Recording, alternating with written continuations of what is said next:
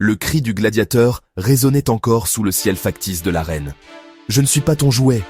Ce simple acte de défi se propagea dans la foule telle une onde, ricochant d'un regard stupéfié à un autre. Esclaves, parias, guerriers oubliés. Soudain, ils le sentirent. Quelque chose en eux venait de se briser. Un pacte ancestral, tissé de sang et de silence, se rompait. Les chaînes à leurs poignets se mirent à trembler.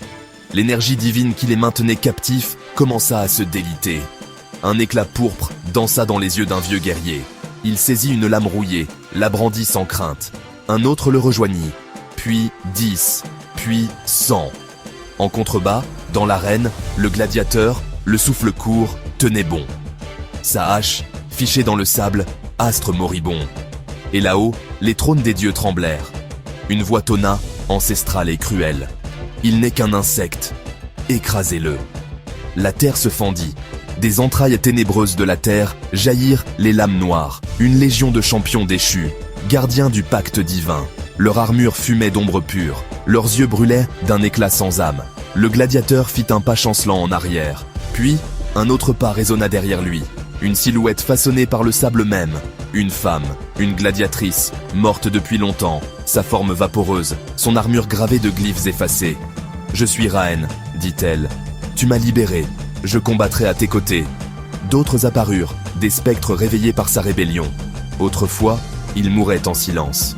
Aujourd'hui, ils se souvenaient, ils étaient nés pour la révolte, non pour périr au gré du divertissement divin. Le combat éclata. Les lames noires déferlèrent, marées d'acier, d'obsidienne et de magie. La hache du gladiateur chantait à chaque coup, faisant écho aux hurlements des sans-voix. Rahen dansait à travers le chaos, sa lame peignant des arcs de lumière. Les spectres frappaient, silencieux et furieux. Les dieux paniquèrent. L'un d'eux, au masque d'or, s'avança dans l'arène. Le temps se figea. Même le sable demeurait en suspens, figé. Le dieu le toisa, non avec haine, mais d'un œil curieux. « Tu manies un feu interdit. Qui t'a fait ce don ?»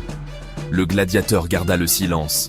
Il se contenta de lever sa hache, ensanglanté, tremblant, mais indompté. Cette puissance ne vous appartient plus. La main du dieu s'avança. Le sol se craquela. Rahen hurla. « Ne le regarde pas, c'est le dieu miroir. Il dévore les âmes par le regard. » Trop tard. Les yeux du gladiateur croisèrent de ceux du dieu. Instantanément, il fut projeté à travers des souvenirs qui n'auraient jamais dû être siens. Enfant enchaîné, feu dévorant, hurlements, trahison sans fin. Pas seulement sa douleur, toute leur douleur. Il tomba à genoux, sans voix. Puis, la main de Rahen sur son épaule. « Tu n'es pas seul !» La flamme revint dans ses prunelles.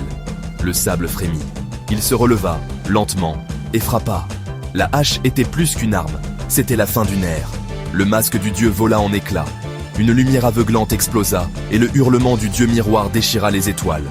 Puis, le silence. Un rire franc déchira le silence. Un rire humain. La foule exulta, non pour un champion, mais pour un roi.